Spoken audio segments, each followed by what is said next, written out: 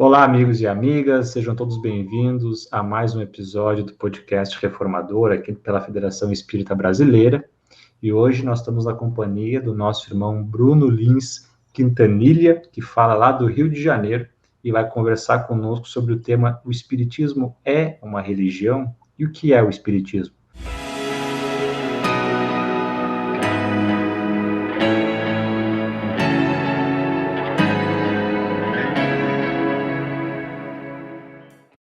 Então, Bruno, seja bem-vindo, uma alegria poder estar falando contigo nesse encontro.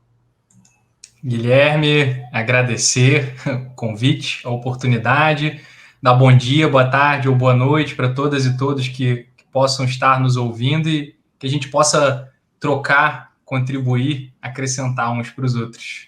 Muito bem, meu amigo. Então, o Bruno, como nós já dissemos, vai falar sobre esse tema tão palpitante e que é tão dialogado atualmente no nosso movimento espírita, né? Sempre buscando resgatar esse conceito do que é o espiritismo, se o espiritismo é mesmo uma religião. E nós lembramos sempre que Allan Kardec publicou um livro com esse nome, né? O que é o espiritismo? E ali ele traz um conceito, porque muitas vezes a gente está acostumado a frequentar o centro espírita e a gente sabe muito bem das atividades da casa espírita, mas por vezes nós temos uma dificuldade de trazer assim, mas o que é o espiritismo? Qual o seu conceito? Claro que a gente não vai colocar numa caixinha fechada, mas Allan Kardec traz conceitos assim, para que a gente possa entender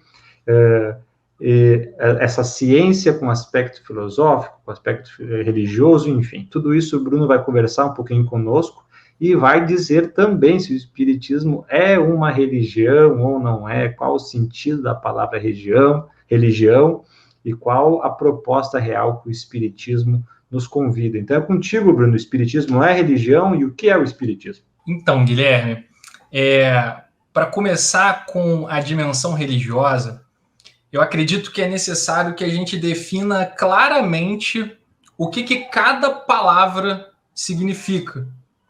Porque existem muitos termos que são polissêmicos, ou seja, eles possuem mais de um significado, como, por exemplo, o termo manga.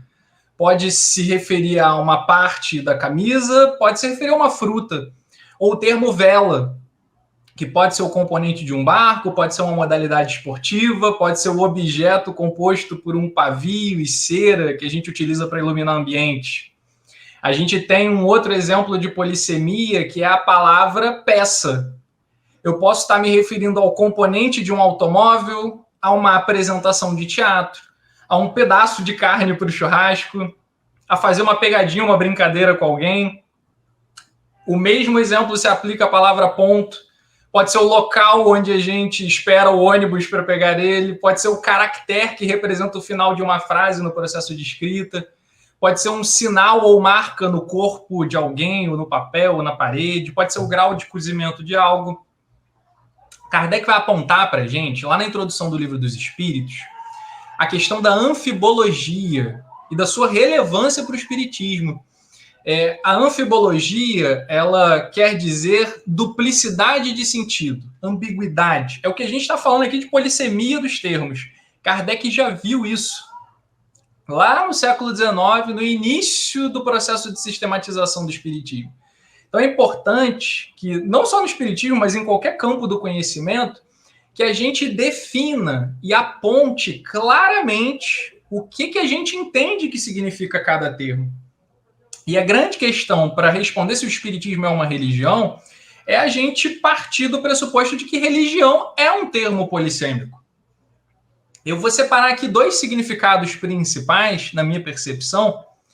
O primeiro significado para religião, entre muitos possíveis, seria de uma instituição criada por seres humanos, datada historicamente, localizada geograficamente, contextualizada culturalmente e socialmente, que pode ter um conjunto de regras, um sacerdócio, hierarquia, lógica verticalizada, dogmas, princípios de fé não questionáveis, por vezes até projetos de hegemonia ou de poder político, econômico. E às vezes eu tenho a impressão de que essa concepção de religião aqui está muito presente no imaginário popular. Só que essa concepção de religião não é a concepção ou a proposta original do espiritismo. Não é a proposta kardeciana ter esses elementos. Um segundo significado que a gente pode dar, entre muitos, para o termo religião, já diferindo bastante do primeiro, é a gente encarar a religião como um sentimento, como uma forma de conexão interior e particular do ser humano com uma força maior, com o sagrado. A gente poderia chamar isso de religiosidade. Independe de lugar, independe de instituição, independe de regras. Leon Denis, sobre essa concepção de religião, lá no Problema do Ser, do Destino e da Dor, no capítulo 1, ele vai dizer assim, ó, a religião é o esforço da humanidade para se comunicar com a essência eterna e divina. No Depois da Morte, ainda no mesmo autor, Leon Denis, no capítulo 1, ele vai dizer agora o seguinte, a verdadeira religião é um sentimento, é no coração humano, e não nas formas ou manifestações exteriores que está o melhor templo do Eterno. Então, nessa segunda concepção para a palavra religião, eu acho que o Espiritismo poderia se encaixar. Só que a grande questão é como as pessoas se apropriam do termo religião. Cada indivíduo pode ter significações muito próprias. E como eu já disse, me parece que muitas das pessoas encaram religião da primeira forma aqui, como eu explicitei. E talvez justamente por isso é que Kardec evita classificar o Espiritismo enquanto religião. Porque a gente associa, muitas vezes, aquilo que a gente falou. Templos, regras, hierarquias, dogmas. E na proposta kardeciana, o Espiritismo não se coaduna com esses elementos porque ele opera numa lógica de liberdade, de criticidade, de autonomia intelectual, de responsabilidade. E a partir disso, a gente se questiona então, né? Bom, o Espiritismo é religião? A gente responde aqui, depende do que você significa como religião. E então fica o que é o Espiritismo. Aquela coisa, né, Bruno? Quando alguém nos pergunta assim, tu tem religião, a gente responde a pergunta contra a pergunta, né? Qual é o teu conceito de religião, para eu poder dizer. Mas segue lá, e o Espiritismo. A gente filosofando, né? Assim, o que é religião? Mas o que é o Espiritismo? Para mim, ele é um campo do conhecimento e uma doutrina, ou seja, um conjunto sistematizado de ideias e de valores, que tem como pressupostos a abertura, ou seja, ela se propõe a dialogar e ouvir sem preconceitos. Kardec, na Revista Espírita, dialoga com todos e todas. Troca, debate, ouve, sem preconceitos. Ela se propõe a ser dinâmica, ou seja, se alimenta da troca, da pesquisa, da experiência, e ela é progressiva, no sentido de que não está acabada. É um campo do conhecimento em permanente construção. Kardec trabalha isso muito bem, se não me falha a memória, no item 55 do capítulo 1 da obra Gênese. Agora, para Kardec, no livro que é o Espiritismo, no preâmbulo, ele vai definir o Espiritismo da seguinte forma. É, ao mesmo tempo, uma ciência de observação e uma doutrina filosófica.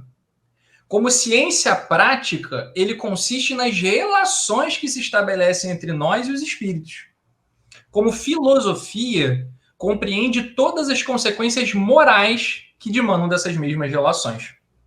Então a gente percebe que o Kardec evita classificar o espiritismo enquanto religião. Uma hipótese para isso que eu tenho, né, é justamente de que ele evitou para sair dessa saia justa de você ter um termo tão polissêmico quanto religião. E é importante também ressaltar que o espiritismo ele não surge da fé religiosa tradicional, muito embora não trabalhe contra ela. Porque qual é a origem do espiritismo enquanto doutrina? Ele surge da investigação de fenômenos que sempre ocorreram na história da humanidade. Aparição e comunicação dos mortos, intervenção dos mortos no mundo material, nas histórias de vários povos e várias culturas. Na Bíblia cristã, a gente tem inúmeros relatos dessa intervenção. Joana d'Arc na Idade Média e, finalmente, os raps, as mesas girantes no século XIX, na América, na Europa. Kardec e outros vão investigar esses fenômenos. Para investigar esses fenômenos, vão se utilizar de alguns elementos inerentes à ciência, como um método, construção de teorias, construção de hipóteses, verificação. E também, para construir o espiritismo enquanto doutrina, vai se utilizar de pensamento filosófico. O Livro dos Espíritos é filosofia espiritualista. Ou seja, é um exercício de questionamento, tendo como premissa o fato de que a vida continua depois da morte. No Livro dos Espíritos vai se questionar quem somos, de onde viemos, para onde vamos, por que estamos aqui. E para encerrar essa definição, essa reflexão sobre a natureza do espiritismo, eu gosto de dizer que o espiritismo ele tem 2 pilares, que são os seus conceitos e a sua ética. Quais são os conceitos principais do espiritismo? Na minha percepção, baseado na reflexão também de outras pessoas: mediunidade, espírito, Deus, evolução, reencarnação. Esses conceitos, eles funcionam de uma forma integrada e formam uma lente espírita para a análise da vida e da sociedade. Levando em conta aqui que mediunidade, ou o médium, né, segundo está lá no Livro dos Médiuns, no item 159, é todo aquele que sente num grau qualquer a influência dos espíritos. Então, por meio da observação e experiência, vai se identificar que a mediunidade é regida por leis, apresenta padrões, não é sobrenatural, é um fenômeno da natureza, e ela é central para o espiritismo. Não existe espiritismo sem mediunidade. A mediunidade, ela é a prova de que existe espírito, ou seja, existe um princípio inteligente em nós que sobrevive à morte do corpo físico. É comprovado empiricamente por meio da mediunidade. Então, mediunidade e espírito são os conceitos mais empíricos, mais palpáveis. Como terceiro conceito, a gente tem Deus, que na perspectiva espírita é inteligência suprema e causa primária, supremo amor, sabedoria e justiça. Embora não seja empírico, verificável do ponto de vista científico, ele é, me permita aqui a invenção da palavra, ele é filosofável, se assim a gente pode dizer. Na Revista Espírita... Perdão. Na Revista Espírita, o Kardec vai dizer que todo efeito tem uma causa. Todo efeito inteligente tem uma causa inteligente, e o poder da causa inteligente está na razão da grandeza do efeito. O quarto conceito é o de evolução, ou seja, conversando com os espíritos por meio de diversos médiuns, ele vai notar que os espíritos evoluem do ponto de vista moral e intelectual na direção do altruísmo, da sensibilidade, do amor e da sabedoria. E quanto mais a gente evolui nesse sentido, mais felicidade espiritual. Só que não tem como evoluir só com 80 anos de vida. Aí entra o quinto conceito, que é a reencarnação. Esse é o primeiro pilar do espiritismo, os conceitos. E o segundo é a sua ética, que na minha tese, na minha proposta, a ética espírita é composta por 4 valores: respeito, empatia, não violência e altruísmo. O respeito como a aceitação, acolhimento, tolerância, paciência. Lembrando que a gente pode respeitar sem concordar. Eu posso discordar profundamente das ideias de um amigo, combater essas ideias de forma não violenta, sem ódio, e ainda assim continuar tendo estima por ele. Respeitar também não é aceitar tudo passivamente. Kardec debatia, criticava, mas nunca era violento, nunca diminuía o outro, ainda que discordasse dele. O segundo valor da ética espírita, não violência, está relacionado ao respeito. Quem respeita não violência, não violenta, né? Lembrando que a gente tem vários tipos de violência, desde o tapa, do grito, do soco, até omitirmos-nos perante uma injustiça, termos um ato de racismo, de machismo, né? A fome, a ausência de moradia para todos é uma violência, a nossa relação predatória com o meio ambiente é um tipo de violência, e a violência sempre é traumática para quem é vítima, para quem comete, e a não violência é a única forma da gente construir instituições e uma sociedade estável e humanista. A empatia, que é o terceiro valor, é a capacidade da gente se colocar no lugar do outro, e o altruísmo, que é o último valor, é o oposto do egoísmo. Se o egoísta leva em conta apenas a si mesmo, o altruísta leva em conta a si e aos outros nas suas atitudes, né? Então, nesse sentido, eu tenho para mim que a caridade, no seu sentido mais profundo, seria reunir todos esses valores na nossa forma de pensar, sentir e agir.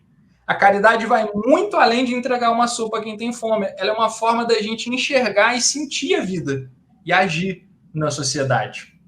Muito bem. E uma coisa, Bruno, tentando assim contribuir também com esse nosso papo, essa nossa conversa tão fraterna, assim, também dentro da introdução do livro O que é o Espiritismo, Kardec nos diz lá, né, que o Espiritismo é uma ciência que trata da origem e destino dos espíritos, bem como das suas relações corporais. Então, claro que ciência aqui ele não está trazendo desse lado profissional e acadêmico, mas ciência como um conjunto de conhecimentos, assim como a física, a química, as ciências humanas no geral, né? Humanas que eu quero dizer terrenas, estudam os fenômenos da matéria, e o espiritismo é uma pedagogia que estuda o espírito, né? E a sua relação com o mundo material, que é tanto no aspecto da mediunidade como da reencarnação, né? Como é que o espírito se liga e se desliga de um corpo, mas também do aspecto moral, porque se nós sabemos, se nós conhecemos as consequências da encarnação de alguns espíritos que desencarnam felizes, medianos ou infelizes, é em decorrência de um comportamento, de uma moral durante a vida. Então, acredito que a gente consegue, dentro de tudo isso que a gente conversou agora, dizer bem para o nosso público, né, o que é o espiritismo e esse conceito de religião. Mas eu gostei também de ouvir na tua fala agora essa questão que tu nos diz do respeito, né? Você falou da Revista Espírita de Allan Kardec, abrir para o diálogo, né? Ter essa postura de respeito e de uma comunicação que visa uma troca de conhecimentos, respeitando a individualidade e a percepção de cada um.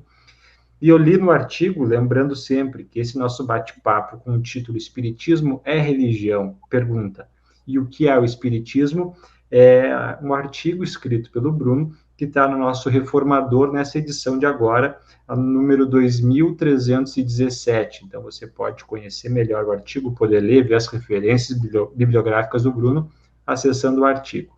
E no artigo você fala sobre a comunicação não violenta, do nosso querido Marshall Rosenberg. Então, gostaria que tu falasse um pouquinho para nós, esse link que tu fez, assim, que já traz também para esse nosso diálogo. Então, como é que eu cheguei nessa obra?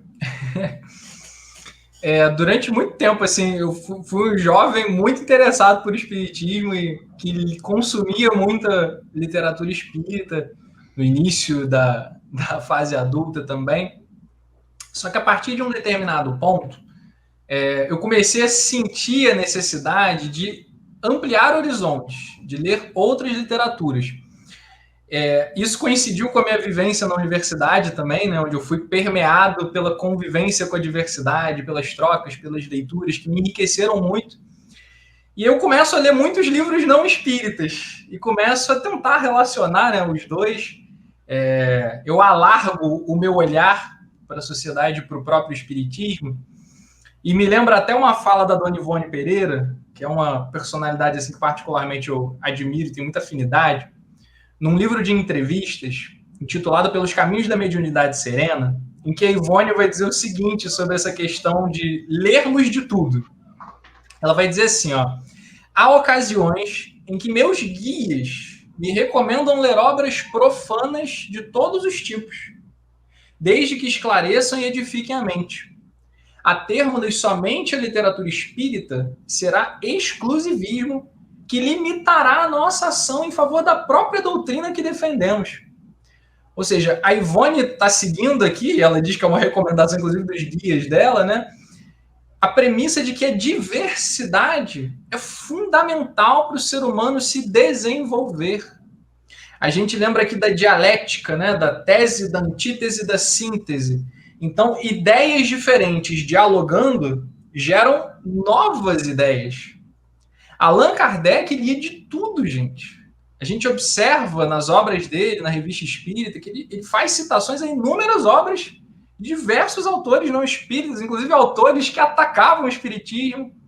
Leon Denis é uma exuberância nas citações dele. Se a gente pega o capítulo 1 da obra No Invisível, gente, eu fiz um levantamento uma vez, ele cita ali mais de 25 autores num único capítulo, de diversos países, que faziam pesquisas, né, sobre o espiritismo, cita muitos autores não espíritas. Então, eu acredito que é fundamental para a gente compreender bem o espiritismo e se relacionar com ele, ouvir muitas pessoas, e ler muitos livros diferentes é conversar com muitas pessoas.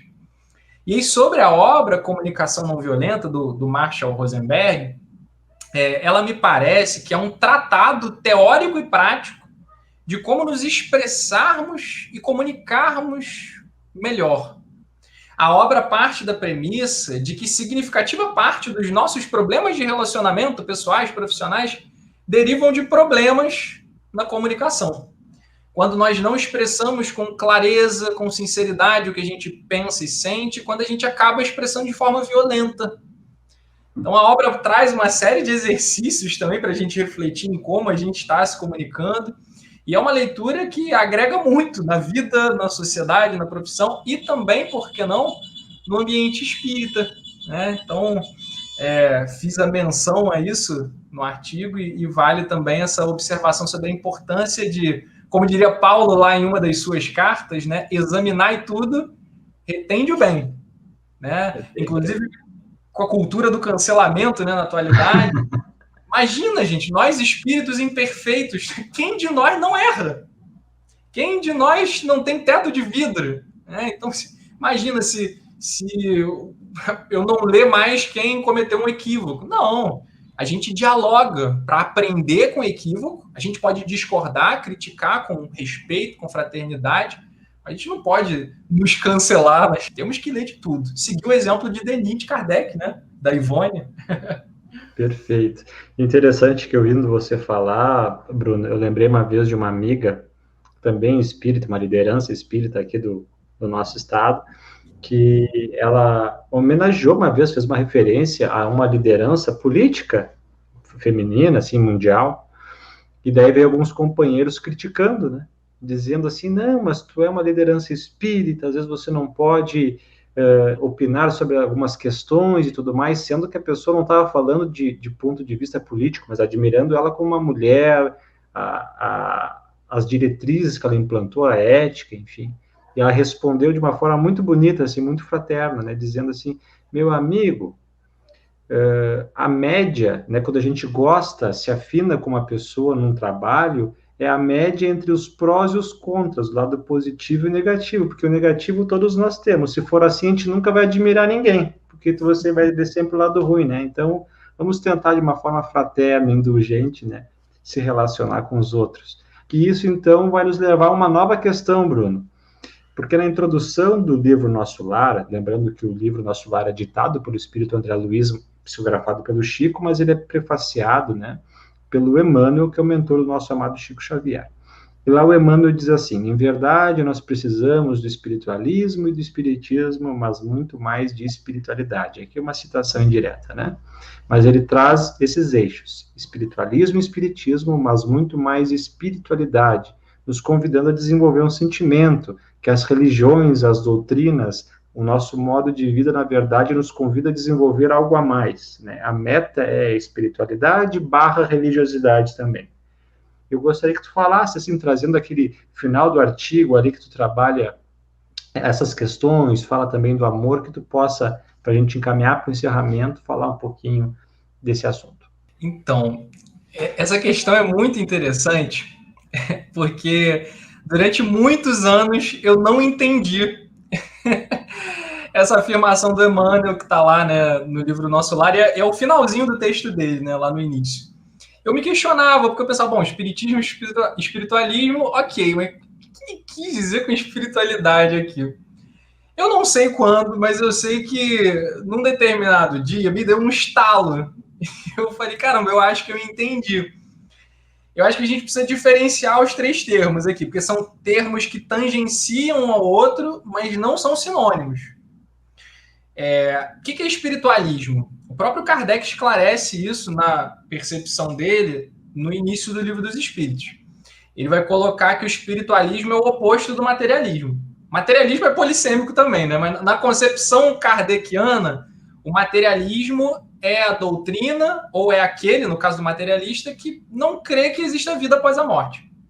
Não tem nada além da matéria. E o espiritualista seria aquele que crê no oposto. Não, existe algo para além da matéria. E o espiritualismo é esse campo, né? Então, tá aí primeiro, o que é espiritualismo? O que é espiritismo? O espiritismo está sob o guarda-chuva do espiritualismo. O catolicismo é espiritualista, a Umbanda é espiritualista, o espiritismo é espiritualista. E o espiritismo, como a gente já disse aqui, né, doutrina, campo do conhecimento, que tem as relações entre os encarnados e os desencarnados como seu objeto de estudo. Aí entra o terceiro elemento, que é o que eu demorei aqui para tentar entender, que é a espiritualidade. E eu acho, pessoalmente, né, que espiritualidade é toda vez que eu penso ou eu sinto de forma que transcenda a matéria. Então, se eu estou vivendo um momento de amor, de afeto com alguém, eu estou tendo um momento de espiritualidade. Se eu estou surfando, pegando um tubo e passando a mão na água do mar, me sentindo ali muito bem, me sentindo conectado com a natureza, eu posso não ter religião nenhuma, mas eu estou vivendo um momento de espiritualidade. Se eu estou criando, compondo uma música, uma poesia, se eu estou consumindo arte, e aquilo está me fazendo, assim, sabe, transcender a matéria, se eu estou tendo sensações, emoções com aquilo, eu estou vivendo um momento de espiritualidade. E aí, a afirmação do Emmanuel é, né, precisamos, em verdade, do espiritismo e do espiritualismo. Ou seja, espiritismo é uma ferramenta legal? É, pra caramba. O espiritualismo é um grande campo que pode acrescentar muito? Sim. Mas a gente precisa mais ainda de espiritualidade. Isso aqui eu achei muito legal. Por quê? Você pode integrar, né, a corrente espiritualista, você pode ser espírita, mas você pode não amar. Você pode ser desonesto, você pode ser insensível, você pode ser arrogante, você pode ser soberbo. Porém, você pode não ter nenhuma religião, você pode não frequentar nenhum lugar, mas você pode vivenciar espiritualidade ativamente. Você pode ser ateu, mas se você tem muitos momentos na sua vida em que, pelo sentimento e pelo pensamento, você transcende a matéria por meio do afeto, da arte, da criatividade, das emoções, você está vivendo momentos de espiritualidade. E a gente sabe, na visão espírita, né, que o que sintoniza com os bons espíritos não é o que a gente fala, não é a nossa crença, é o que a gente sente e é o que a gente faz. Então, na verdade, precisamos, em verdade, do espiritismo e do espiritualismo, mas muito mais de espiritualidade, eu vejo, inclusive, com uma cutucada muito sutil aos falsos profetas, aos hipócritas e às pessoas que acham que só frequentar um lugar basta. Né? E aí a gente vai lá para o lema, né? Kardec, fora da caridade na salvação, ou lá para a carta do Tiago, no Novo Testamento, como diz que a fé sem obras é morta. Né?